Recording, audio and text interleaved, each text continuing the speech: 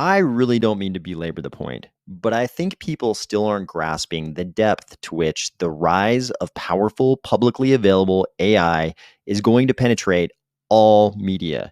To illustrate that point, you should be aware that this is not an image of Charles Hoskinson in a room. In fact, it's not a real room, and that's not Charles Hoskinson. The room and this fake person, who does look a bit like Charles, were both made up in about 10 seconds by AI. On a different AI platform, I took another 10 seconds and created a whole 5-minute story about fake Charles fighting a mythical beast on his ranch. You'll hear that at the end of this video. This is not a small shift. This is one of those huge leaps. Times are changing, guys, and they're going to change even faster in crypto. Ready? Let's go.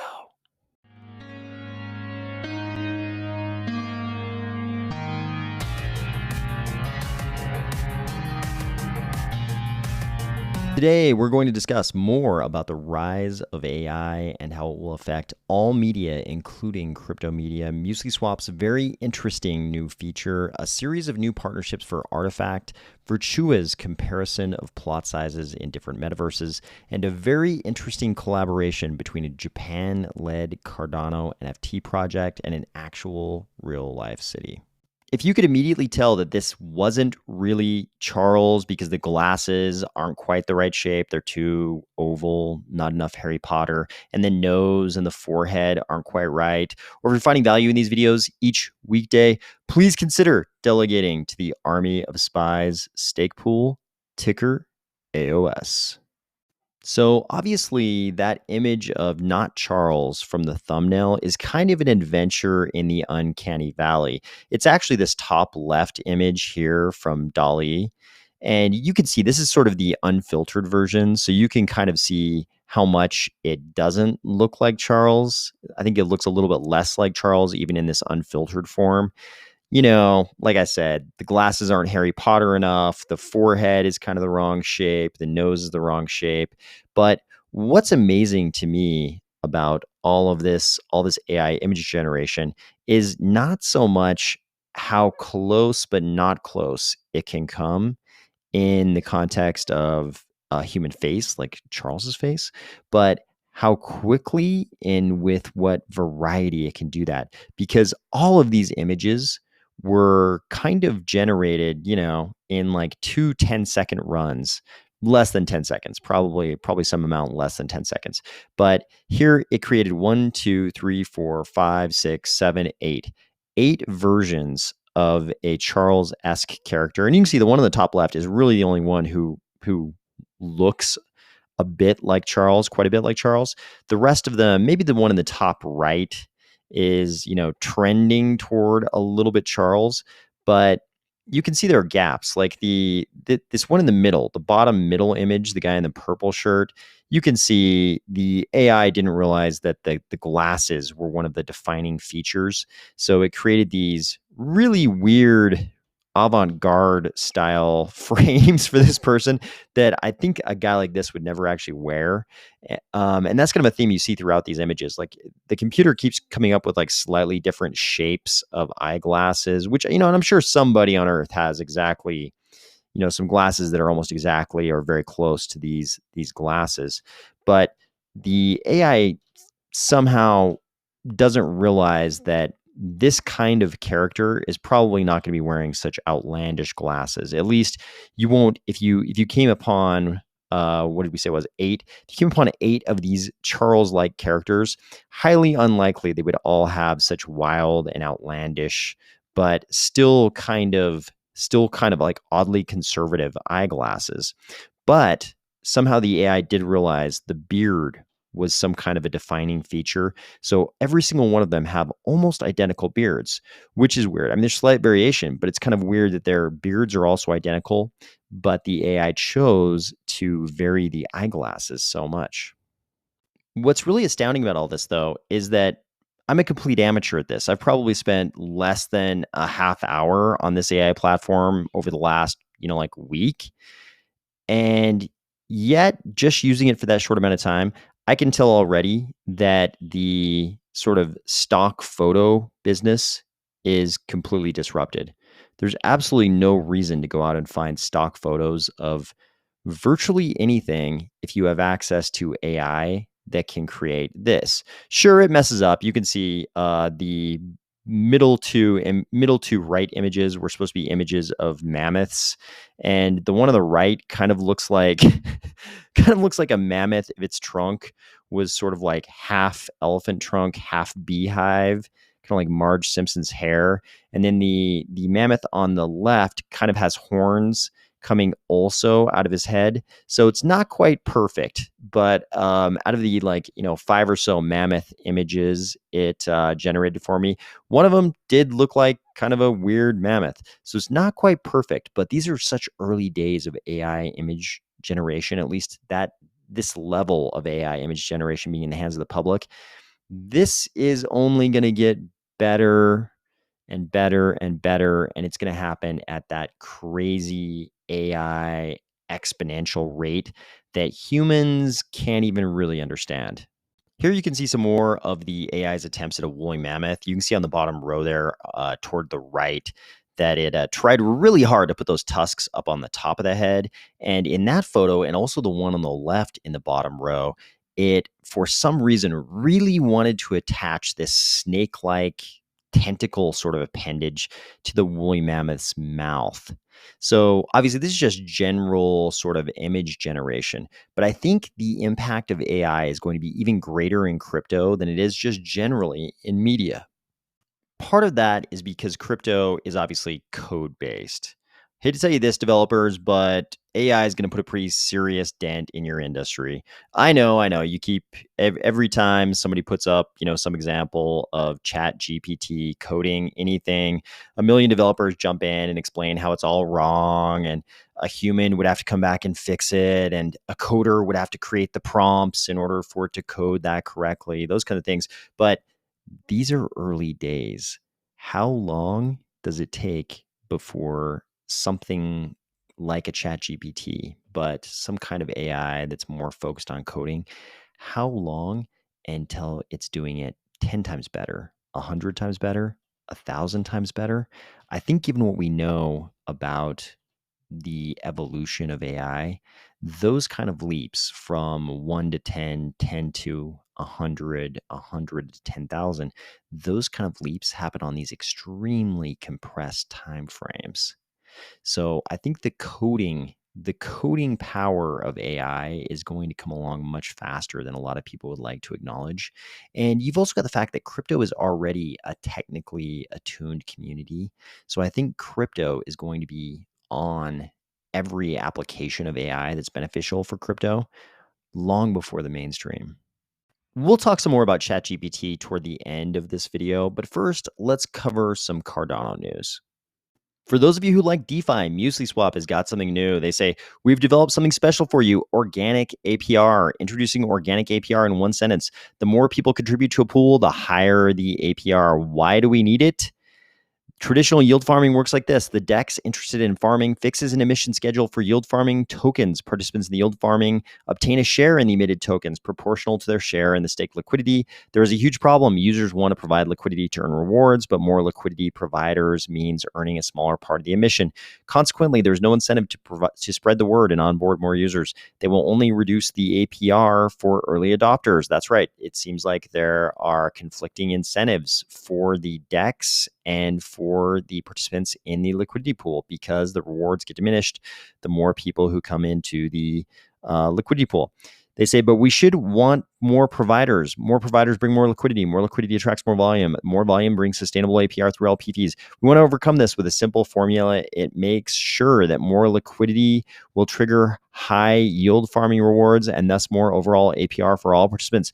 We worked out a formula that will scale the token emission with provided liquidity. The formula is capped at a target liquidity that desired to ensure smooth trading. So what they're saying is that under that cap, if I've got this correct, under that cap, whatever the cap they set for a given liquidity pool is, given yield farm, they're going to provide more rewards the higher the total value locked the more liquidity providers that come in and provide more liquidity to the pool, they're actually going to increase that emission schedule so that you don't have this diminishing slice of the pie that happens currently with a lot of yield farms. The more LPs come into the liquidity pool, the more people sharing in that same amount of tokens being emitted each day, or whatever the time period is in the yield farm. They're saying they're actually going to increase that. I'm sure this will be welcome news for people who are into liquidity provision and yield farming. As always, don't forget, I own some MuesliSwap assets along with the assets of other DeFi projects in Cardano. Artifct also has some news for us. You'll remember that Artifct was a marketplace, and then they launched their Artifct Moon project, which had a bunch of parcels and it looked like a metaverse. And then Artifct sort of refocused and it looked like there was going to be more of a focus on the Moon space, the Moon metaverse, and maybe less on the marketplace. It looks like now Artifct is announcing some partnerships. They say we've joined forces with some of the best builders in the Cardano ecosystem to ensure that we deliver an excellent and seamless user experience throughout Artifact spaces.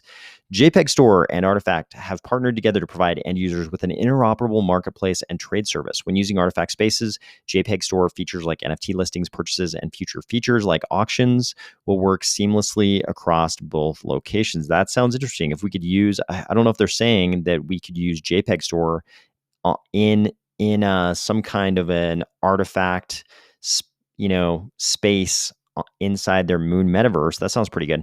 They say Ada Handle and Artifact have partnered together to ensure our Web3 experiences support the integration of handles and subhandles. Sounds great. We need the human readable addresses, absolutely.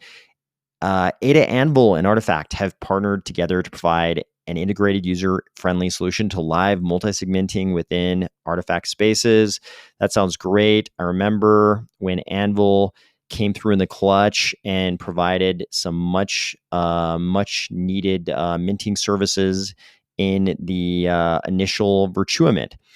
They say social experiences need a PFP to reflect your style and who you are. We've connected and partnered with great projects, and we're bringing them to the moon with us. And it looks like those projects include Disco Solaris, Ugly Bros, Yummy Universe, Melting Moon Boy, Official Makosi. This will ensure any holders can use their NFT as a profile picture in Artifact spaces directly from their wallet, and more to come. I'm looking forward to this. I hope Artifact builds out the Moon metaverse and we actually get to use it.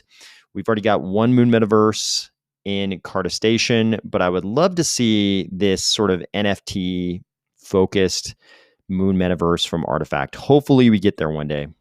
Speaking of Virtua, they had something really interesting to say about the size of their parcels. How does the size of your Virtua land plot compare to land in other metaverses? And they have this nice little info chart.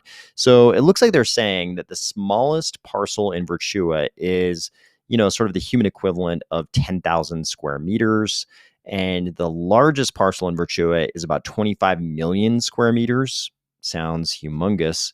Whereas in Sandbox, the largest is 5.3 million, smallest is 216. Cornucopias, they're saying the smallest is 384, the largest is 6,144. Pavia, we've got a smallest of 256 and a largest of 7,680. That would be for an estate, since it seems like they're all the same size in Pavia. And in Decentraland, we have parcels that are 256 meters in size. I don't know if this takes into account like the custom domes for cornucopias or how accurate any of these numbers are, but it does sound like the parcels in Virtua are pretty gigantic compared to everybody, with only Sandbox really coming close. More disclosure reminders: I do own Artifact and Virtua assets. I love it whenever we see instances of the crypto world and the real world colliding. And it seems like this thread is an example of that. So this thread is about a collaboration between, it looks like, Yoshinaga City and a Cardano NFT project that is Japan led. So there's a few things going on here. They say As part of a regional revitalization project, the city of, I assume that's Yoshinaga again, Yoshinaga has partnered with Kabuki Tokyo to use their intellectual property to promote growth. The city is creating various products, brochures, and marketing materials, and holders of the NFT will get discounts of said products. This is getting interesting. Actual real world discounts, real value. So that's interesting. They say one of these products is plum wine, Yoshinogawa. I have no idea how suffixes like this work in Japanese, so I'll assume that's the same as Yoshinaga City, is producing the wine branded with Kabuki IP and linking them with an NFT to track the production source and authenticate the wine on the Cardano blockchain. And you probably know, if you've been around crypto for a little while, you know one of the big supply chain tracking use cases is always wine or spirits. Wine and spirits seem to be a really big target for this. So no surprise, it'd be one of the first things they're going after here. I've definitely spent a few evenings where everybody around me was drinking some plum wine. So not a bad little product there. Let's see. This is the Private Tourism Association, who's heading this partnership with the city and have established themselves in large Tokyo industry events to promote, educate on Cardano, Yoshinogawa City, and Kabuki Tokyo to the wider Japanese audience. Japan is a great country to bring Cardano NFT adoption, as they have a very strong culture of art animation that the West desires. Very true. Kabuki Tokyo Ada goal. Kabuki Tokyo, this is the project, says Kabuki Tokyo is a new anime project, completely Japanese-led, bringing art and utility to the CNFT community. Kabuki Tokyo goal is to bring many, I assume this is people who make manga, or, people who consume manga. Again, no Japanese knowledge here. To bring many mangakas and artists in Japan and onboard them to Cardano. NFT holders will get airdrops from these. Long term, the goal of the partnership between the city is to be able to produce an anime. The founders of Kabuki Tokyo are well connected with the Japanese animation studios, and they love the idea of a Web3 cross with a city revitalization project for an anime production. I wrote this letter to better convey what a project like Kabuki Tokyo brings to our space that seems unique and other projects have not been able to achieve at this scale, especially prior to mint. So I don't know anything about this NFT project, but I think it is super interesting to see any Cardano project collaborating at any level with any city anywhere in the world. I think this is good news for Cardano. Finally, I've got a substantial news item about the channel. Not really about the channel, because it's about a second channel I just started. That second channel is called the Cardano Letters. The reason it's called the Cardano Letters is because I sometimes get very interesting messages from other people in the Army of Spies. I've always thought of the Army of Spies as being me and everyone who watches the videos. It's all of us together. And sometimes other members of the Army of Spies send me messages that are very interesting, and I wish I could share them with everyone. And it's all kinds of stuff. Sometimes it's related to Cardano. Sometimes it's just something really interesting about that person. And I think there are really interesting people who watch this channel, because I've talked to quite a number of people, of course, over this last almost 2 years. And there are a lot of really interesting people who watch this channel. And you seem to have a lot of very interesting stories, both related to Cardano, related to tech, and completely otherwise, completely on other topics. And I've always wished I had a place to kind of share those stories. Obviously, I don't want to share the stories people are sending me on Twitter and Reddit, because I don't necessarily have their permission to share those stories. So I've created this second channel. If you have a story you want me to share on the Cardano Letters, you can send it to my other email address, which is armyofspieswhite@gmail.com. The reason why it's Army of Spies white, like the color white, is because my primary email address for this channel, which some of you know, is a different color, the opposite of white. So we've got sort of the color naming system for the two email addresses. armyofspieswhite@gmail.com is the email address you can send stories to. So I would love to get a bunch of viewer stories from people in the Army of Spies that I can tell on that channel. Until I get those stories, here's how absurd this channel is going to be. I'm going to abuse this emerging AI technology to just tell stories about fake Charles here becoming a monster hunter and getting into romantic entanglements. That's how absurd this channel is going to be. So you can send me any story because the stories I'm going to put on the channel are going to be super absurd. So probably any story you send me is not going to be too ridiculous. Don't hesitate to send your stories to armyofspies.white@gmail.com. And with no further delay, here is the first episode from the Cardano Letters. Oh, one final point before we begin. The link to the Cardano Letters channel is in the description box below. If you want to go over there and subscribe so that you can hear the stories of other people in the Cardano ecosystem and in the army of spies, it won't hurt my feelings. Okay, let's go.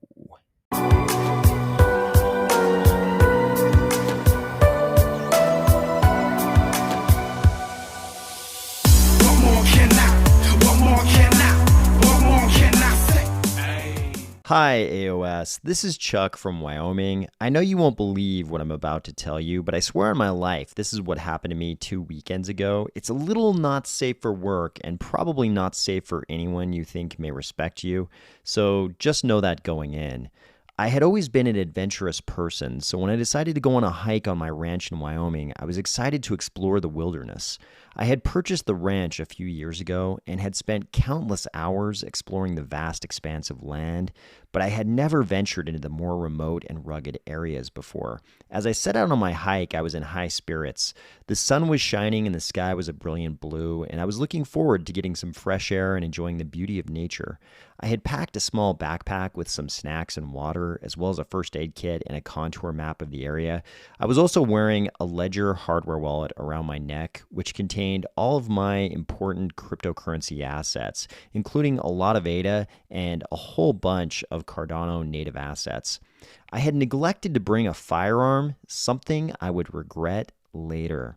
At first, the hike was uneventful. I enjoyed the peacefulness of the wilderness and the sounds of birds chirping and small animals scurrying through the underbrush. I followed the trail as it wound its way through the trees and up a steep hill, and I marveled at the stunning views of the surrounding landscape. I only had to worry about running into an errant bison. They're pretty apt to charge a lone hiker.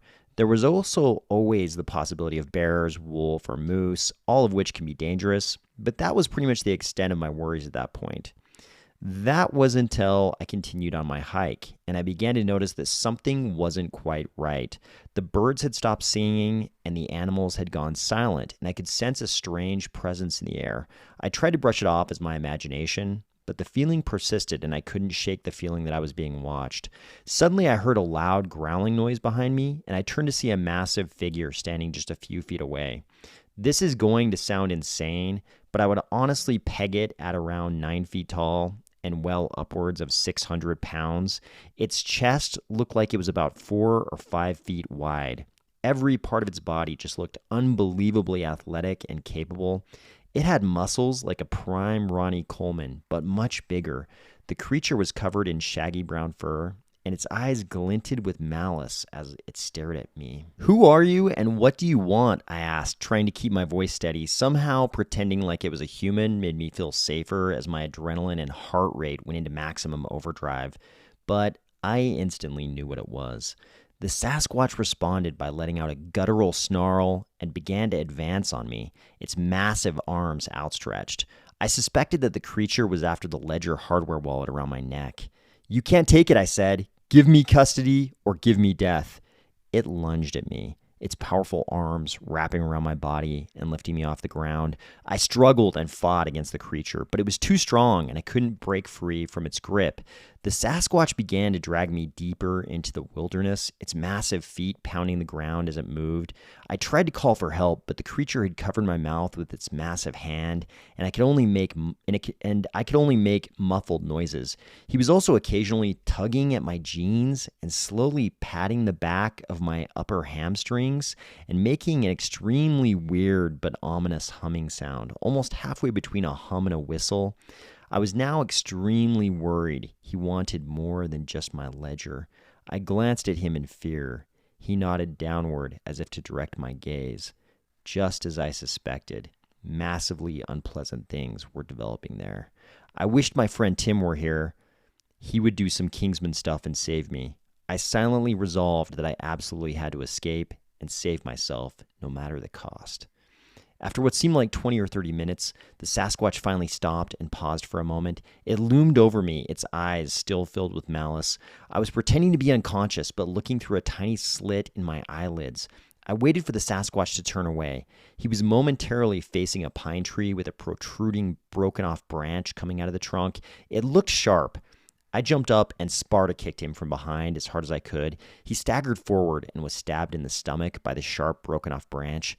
He let out a howl that sounded like 50 lions. He looked stuck, so I followed up with a strong kiai that I remembered from elementary school karate and a timid but effective whap from behind right to his massive testes from my heavy hiking boots. More lion howls. He flung his giant arm back, trying desperately to reach me with fiery hatred in his eyes. I did my favorite Steven Seagal eyebrow raise to show my pleasure in his suffering and took the opportunity to flee as fast as I could. I was shaken and scared, but I was also determined to make it back to safety with my ledger. All I could think about was how terrible my meditation was going to be tonight. I carefully got to my feet and began to make my way back the way I'd come, my heart pounding in my chest. It was a long and grueling journey, but I eventually made it back to my ranch house. I was relieved to be safe, and I immediately called the authorities to report the encounter with the Sasquatch. They laughed and asked if I'd been drinking. I scoffed at them. It was my dry year. What more can I?